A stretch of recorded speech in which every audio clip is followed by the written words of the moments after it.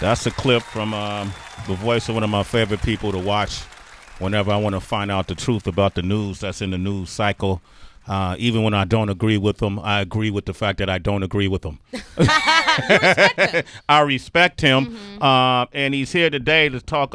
You know him from CNN, where he hosts his live weekday show exclusive. But you know him from CNN, but he's going to start hosting the show exclusively for SiriusXM. The one and only Chris Cuomo is here, ladies and gentlemen. Welcome, good man. Chris, what's up, man? This is an honor. I got to tell you. An honor, Chris? I've never felt less worthy to be with a group of people than I do right now. Really? Why? Yes, man. Come because I am not cool enough to be in the room right now. This is not true, Chris. You are cool enough. You wear way better suits than the way we dress here on Sway in the Morning, man. I watch you, man. You got a lot of charisma. One of the things I like about you as a correspondent, as a host, is that and I've done hosting duties for years from the 90s. I started in radio and to with MTV, and I've done stuff for CNN and all these other networks before, but there's a certain realness about you that exists, and I don't feel like you're putting on some persona. I don't feel like you're putting on some farce face. You know, you don't talk with agenda. I think you really are determined to talk from a truthful place, and I can appreciate that. And so, yes, you are worthy to be here. We may not even be worthy to have you here. Chris Cuomo, ladies and gentlemen. How's your dad, man? Well, my brother's the governor right now, Right. Andrew. Okay, I'm sorry, your brother, yes. Yeah, he's okay, but he looks old enough to be my father. And he doesn't like that, but the truth hurts. He's doing well. You know, he's in the struggle. Politics is an ugly place. Yeah. As his brother, my wish is that he would feel that he had served enough. And that he had done his public service and he should go out and serve himself a little bit, make a little scratch, enjoy his life, see his kids more. But he believes in the purpose and he believes in taking the beating. I get it as a journalist. It's hard to see as a brother, though. Yeah. Right. Yeah. Is he going to make a run for president, you think? I have no reason to believe that. It's okay. You haven't heard any inkling or... No, because, look, you have to want that more than you want anything else in your life. You know, one of the things that we choose to believe about politics and when people get into the race is they say, oh, my family's good with this. If it's a man, I spoke to my wife, Right. if they have one and my kids are... That's usually not the case, right? It's really all about them. And they're doing something that inherently compromises their family. And this is going to be the most important thing in their life. And you have to have that ambition way down deep. And my brother, like my father, is so in love with New York State and this sense of purpose and how they should have never made it the way our family has just a couple of generations in if we had been anywhere else. And that tie is hard for him, and I don't see the ambition to go beyond that because he feels like he has so much to do here and now. I mean, look at the primary he was just in. The way his party's changing, he's got his hands full locally, let alone with getting big eyes, Did you watch Sex and the City back when it was popular? Loved it. Okay. Loved it. Yeah. I think she's a great actor. I love the whole cast. Loved Mario Cantone. He's a friend of mine.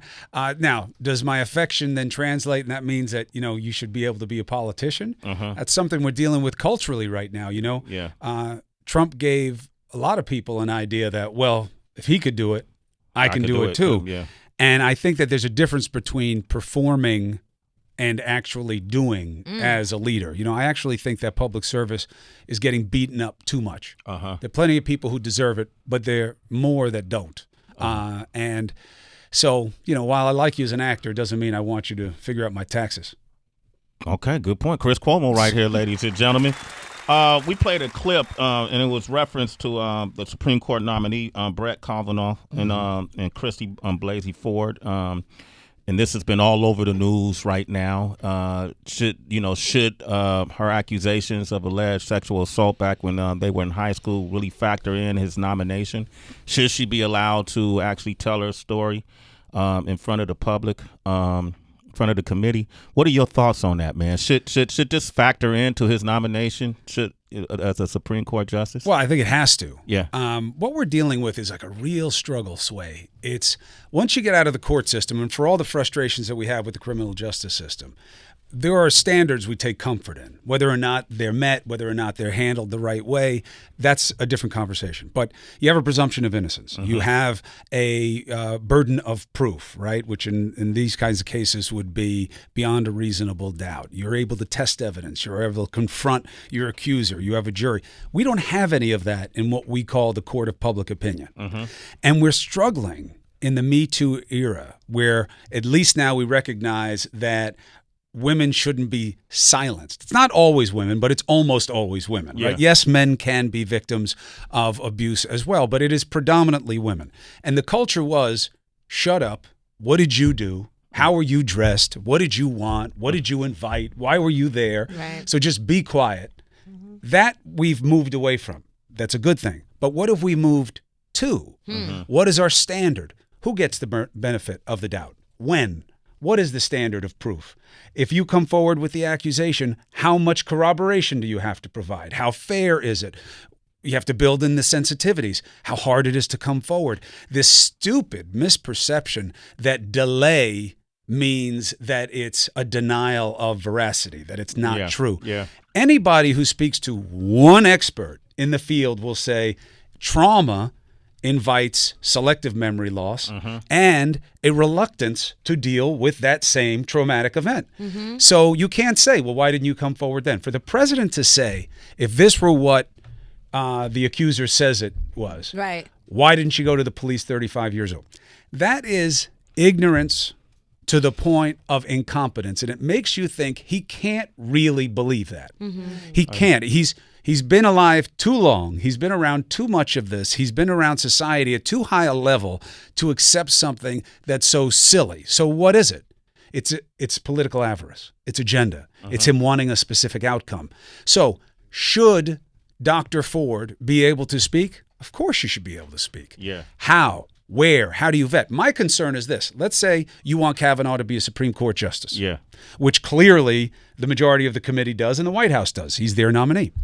You are risking compromising him because if you don't show that you made best efforts, please let her come and speak. Let's try to accommodate her the way she wants to be, make her comfortable, help her with security. You know, God forbid my family was dealing with what hers is. Let's vet. Let's have the FBI come in. We did it with Anita Hill. Just take a few days. There's a list of names. They know how to ask questions. They have field agents so they can go get them. You know, you don't want to answer a subpoena? Okay.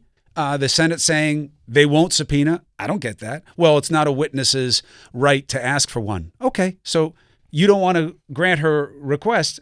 Fine. Make it your own request and do it. Why isn't Kavanaugh asking for that? Why would he? Because if he didn't do it, you know, God forbid, again, you find yourself in a situation like that and you are blameless. You want everybody to say whatever they know. Right. So that at the end of it, of course, it's not going to be dispositive. We're not going to know for sure what happened or not unless he admits it or she recants or says, I had him confused or it's not him. Unless that happens, you don't know anything for sure. But at least you know that they did everything they could do, which shows confidence in their guy. And it gives confidence that this must be legit. And we're going to make our decision. We're going to weigh and balance it. And now they're going to vote. If you fall short of that, which I think is happening, I think you compromise. You compromise the nominee. Royce from Cali is on the line. Royce, good morning. Say hello to Chris Cuomo. Hey, Royce. Good morning, Chris. How you doing this morning? Good morning. Hey, I got a quick question for you. Yesterday on CNN, they had a panel of women that were interviewed regarding whether or not they believed the young lady. And some of the comments kind of almost made me drive off the road, you know, from he was only 15, 17-year-old boys do this all the time, and I don't remember what I did in, you know, the summer of my 15 year. What were your thoughts on that? Did you see that? I did not see that particular panel, but it's a perspective I've heard a lot. Look, let me tell you where I start from, all right? I'm not in the judgment business.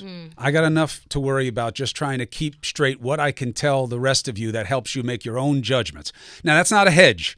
I don't tend to play scared. I probably should play more scared than I do. You don't hold your tongue, Chris. Well, you know, I just feel like the time has passed for that. And certain things are so obvious that if you don't acknowledge them, you become part of the problem. So when women or men make judgments about these kinds of situations, you have to ask first, how do you know? Okay? Well, in my experience, when I was 15 or 17, I did this or that. That's fine. You're not her. And if you were in the habit of holding women down and putting your hand over their mouth when you were 17, you have a problem, all right? Because that's what we're talking about. That's the context of the allegation. Boys will be boys. Kids will be kids. True, with limits, right? Yeah. Because if this happened, this is bad. I have 2 daughters and a son. If this happened to my daughter, I would certainly get arrested very soon after the incident because I would find out who did it and I would beat their ass. Exactly. And then I would be arrested because that's not me at my best and our society doesn't condone that. And I get it, but that's family. So this is a very deep and personal thing. To excuse it before you've heard what she says and how she answers to testing of the context and the feeling and the sincerity, don't judge. Yeah. And so that's the starting point for me professionally, but also personally. And I'm not going to excuse it because it happened a long time ago when they were kids. Do you have to weigh that? Yeah. Of course. Is it a balance? Yes. Do I know how to balance it? No. And that's part of our struggle. I know how I deal with it at trial. I know how jurors tend to see that and how it can impact an outcome. But we're in this new space, Sway, in our culture about how we deal with these things. Look, frankly, an issue that's equally close to home. When we deal with use of force with police, all right, if it's not an illegal use of force, right, and we start with this presumption that police are in the business of being able to use force, their standard of using force is different than ours. Our standard as civilians. All right, so let's say it's not illegal. All right, does that mean it was right? No, not necessarily. Just because they were entitled to color of authority, they had the right to do it, didn't mean that it was right to do it. Yeah. So that's a struggle in our society. We're not allowed to struggle with a lot of this stuff. Chris Cuomo is here, man. Get this man a round of applause. He's a member of a Sirius XM family. When's your show on, Chris? 12 to 2, Monday to Friday. On what channel, Chris? 124. Is that right? 124. He's so new. He's so new. He's asking. He almost sat there with a question. 1, 2, 4. All right, cool. We got a couple more questions. DB. Yeah, there's a lot of people that are fine with not knowing the truth. They don't want to know the truth, and they just don't care.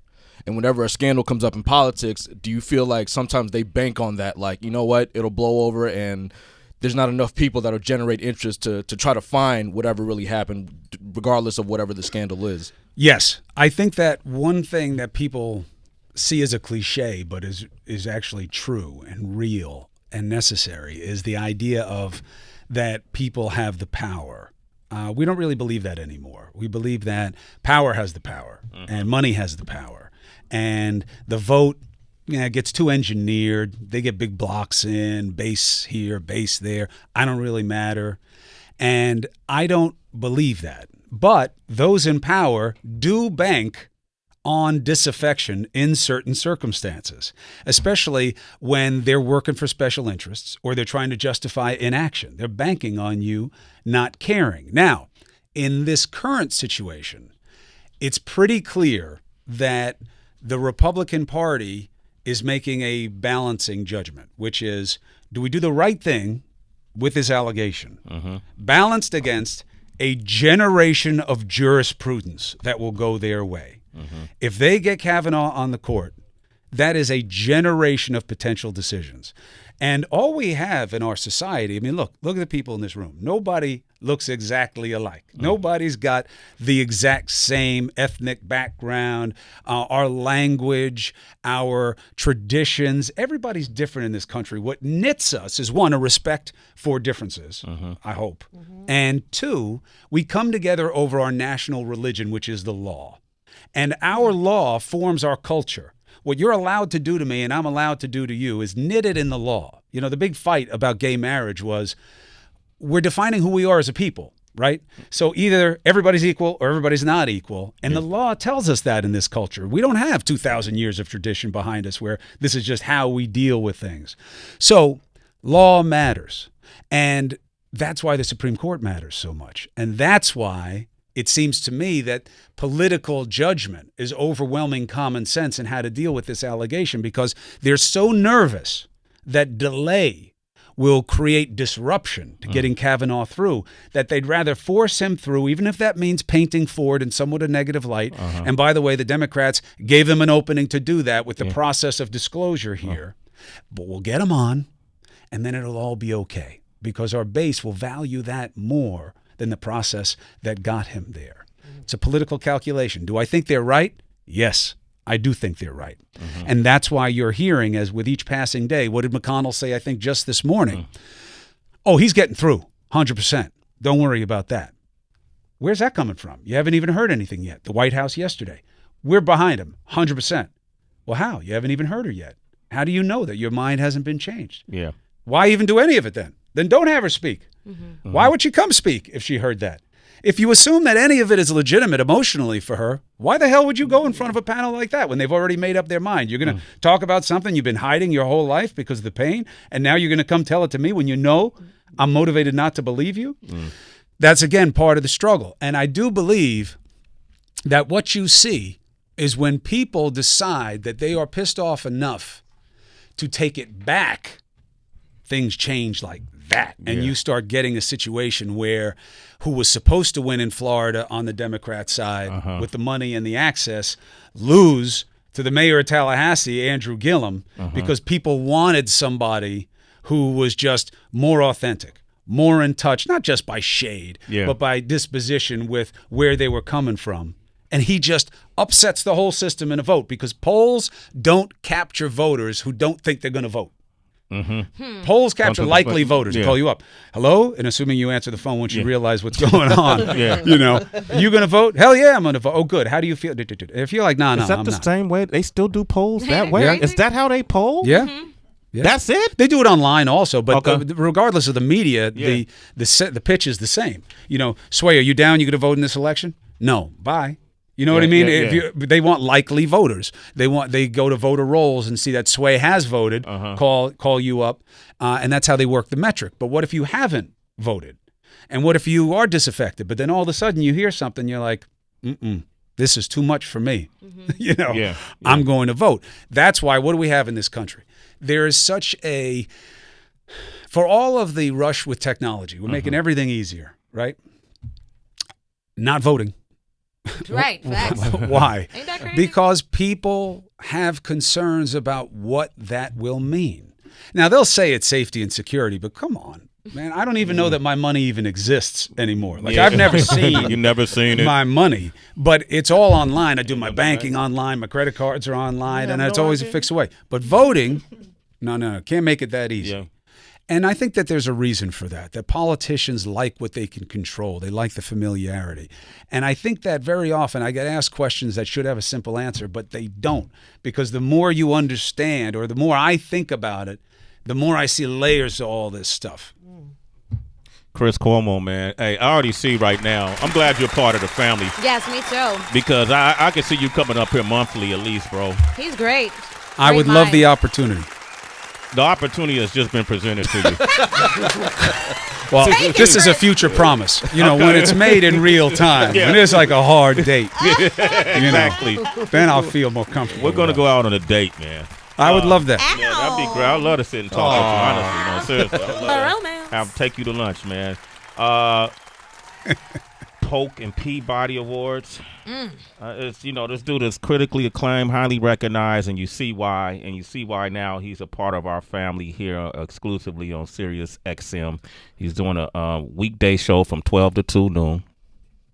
Weekday, 12 to 2. Monday through Friday on channel 124. POTUS channel.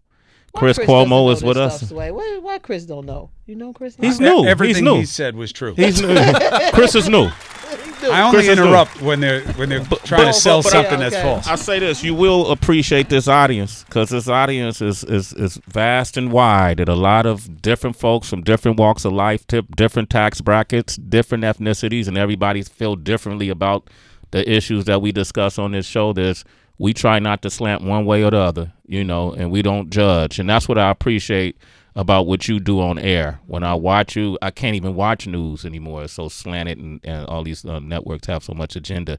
But then there are people within the networks that I could identify with, and you're one of them, man. You do excellent work. Chris Cuomo, ladies and gentlemen. Chris. Welcome to the family, brother. Thank you. I appreciate the welcome. Tell your brother I said, hey, man. I will. All right. I will. Dang. How can they reach you on social media, Chris? At Chris Cuomo. I'm on Instagram, at Chris C. Cuomo. They seem to bring the hate more on Twitter, though. Instagram, I get a picture of my puppies in there or my kids. People get a little soft. They like that, man. They like that, man. Fuck your dog.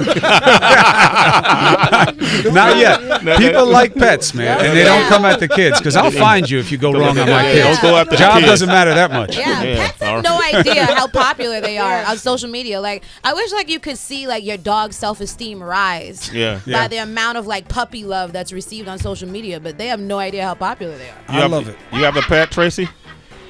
No, I used to. That's great. a sad All right, so if y'all want to reach Tracy on social media, you can. Twitter, Instagram, at It's Tracy G, ITSTRACYG. Welcome to the fam, Chris. Thank you.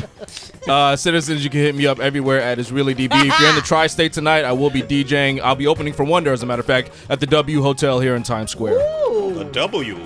Yeah. Panty drop off. Right over here, 47th Street, if you're in town. Find me everywhere at DJ Wonder. Saturday, I'm in Nashville, Tennessee, Basement East, if you're out there in Tennessee. All right, Heather B. Shout out to Tracy's imaginary pet. I'm at the happy hour, WHB. His name was Buster. Rest in peace. Damn. I'm at the happy hour, WHB. I'm at Real Sway across the board. We also want to thank DJ Clockwork for doing the Mac Miller tribute today, man. Beautiful. We love you. The producer, Jay Reed Chevy, you know him for producing all over Nicki Minaj's album and other tracks, for doing the Fire Friday Cypher with Lord Owen and Young Devin. We're going to try to turn that around as fast as possible so you can see this. Chris Cuomo, thank you again for coming through. I'm at Real Sway across the board. You can hear all these interviews played back on SiriusXM. SiriusXM.com/on-demand. Or go to SwaysUniverse.com or our YouTube channel, Sways Universe. You can see all these wonderful people. And until next time. Hey. We have nothing left to say.